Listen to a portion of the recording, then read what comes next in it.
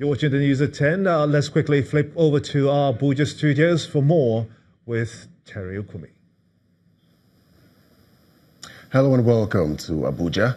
The suspended Executive Secretary of the National Health Insurance Scheme, NHIS, Professor Usman Yusuf, has faulted his suspension by the Governing Council of the scheme.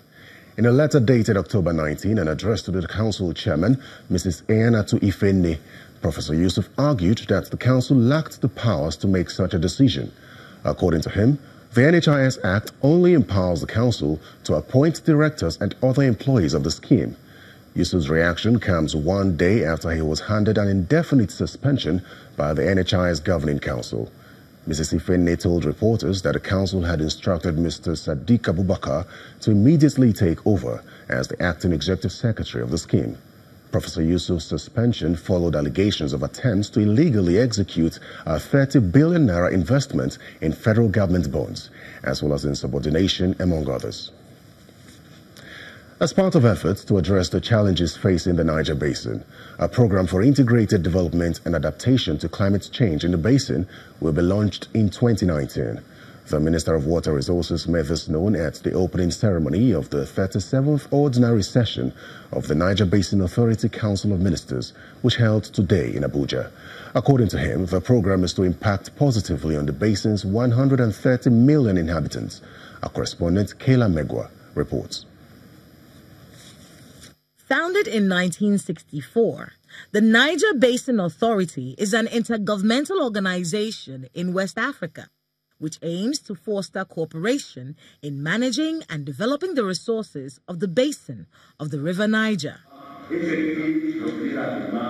These are members of the Council of Ministers of the Niger Basin Authority. The permanent secretary of the Ministry of Water Resources in Nigeria stresses the need for countries in the basin to remain united as they tackle the challenges faced by the region. Transboundary water cooperation is needed more than ever before in view of climate change, urbanization, population growth, and increased competition for scarce water resources. Nigeria is very passionate, and I'm sure all other countries here present are also passionate about these issues.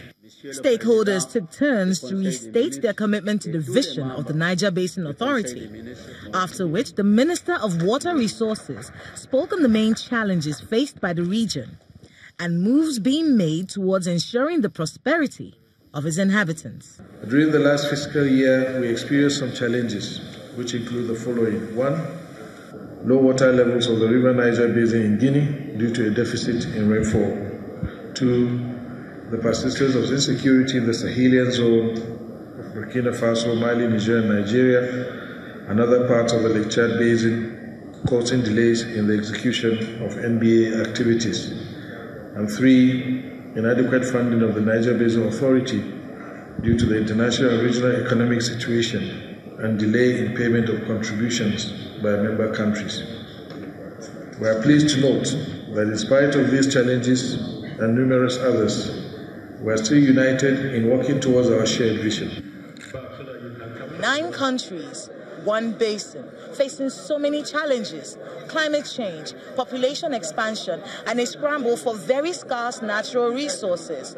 For the next 4 days, this Council of Ministers meeting will be taking a look at some of these challenges and preferring solutions towards the prosperity of the region. Kayla Megwa, Channels Television News. Well, that's it from Abuja. It's back to Gimba in Lagos. Brilliant. Many thanks indeed, Terry, for those stories. Let's move on to business news now with Anwaldo.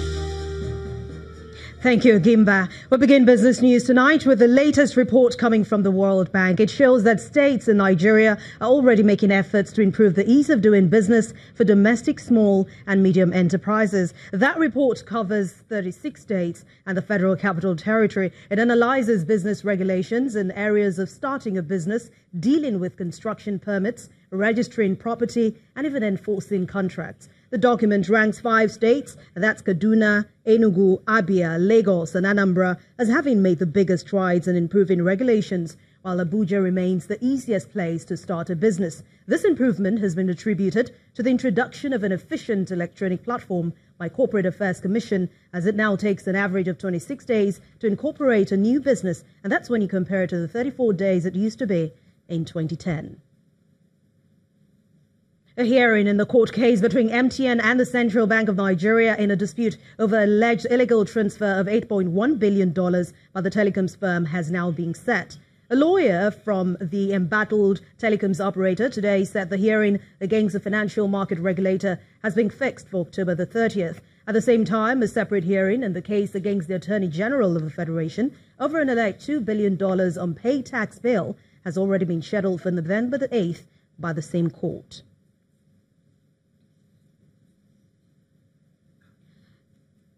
And for its digital innovation solution supporting the facilitation of trade across the Nigeria Stock Exchange, Meristem Securities has now been awarded the 2018 Digital Stockbroker of the Year. This was the highlight at the Nigerian Stock Exchange Market Data Workshop in Lagos. Meristem Securities said to have remained on the list of top 5 fixed brokers on the exchange over the years with its trading platform, Meritrade.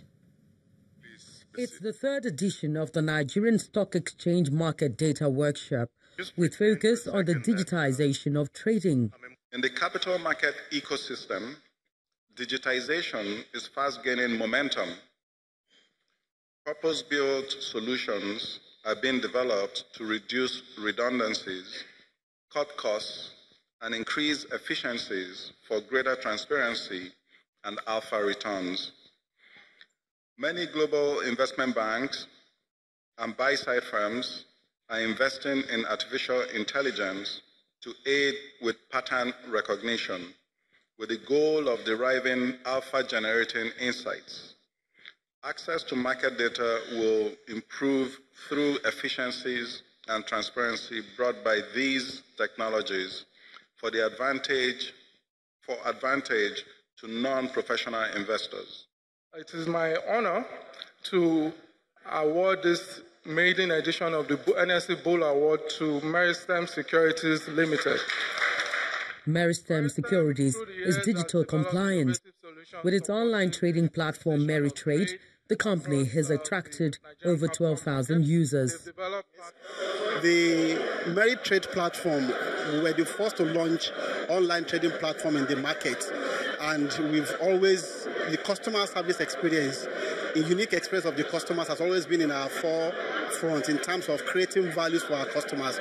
This award is a confirmation of the strive to improve the customer experience in the market and also to create value for our customers at every point in time when they come to us. Meristem Securities is determined to retain its top position. Going forward, we're always going to invest a lot in research and putting more effort to making sure these pain points are reduced to the minimum bearable.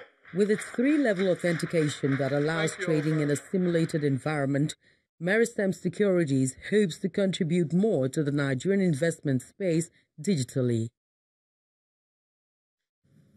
And talking about the Nigeria stock market, let's talk about figures from there. The positive momentum was sustained for a third session this week at the close of trading. Let's hear more from Tosin Adeshina.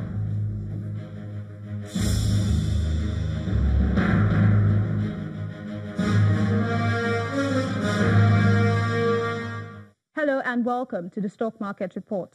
Friday's trading session at the Nigerian Stock Exchange ended with a further 0.54% rise in the all-share index, buoyed by more bargain hunting for some high-value equities. At the same time, the total value of listed equities increased by 64 billion naira as gains by key components of the industrial goods and banking sectors outweighed losses recorded by 3 other key sectors of the market. 17 gainers were led by a 9.84% advance in the share price of Vitafoam, while Forte Oil is ahead of 17 other decliners with a 9.23% price drop. The total volume of shares traded for the day increased by 38.07 million units to over 211 million shares in 2,345 transactions, mostly driven by the shares of Consolidated Hallmark, Fidelity and Axis Bank. That's the Stock Market Report. I'm Tosin Adeshina.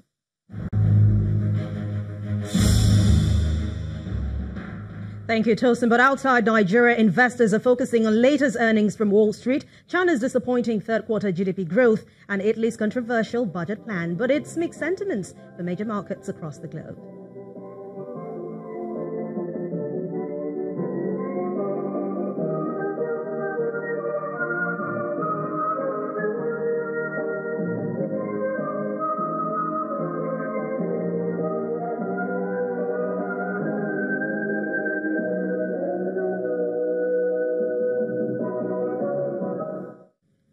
Thanks for watching Business News Tonight. I'm Anne Nwauda. Wish you a great weekend ahead.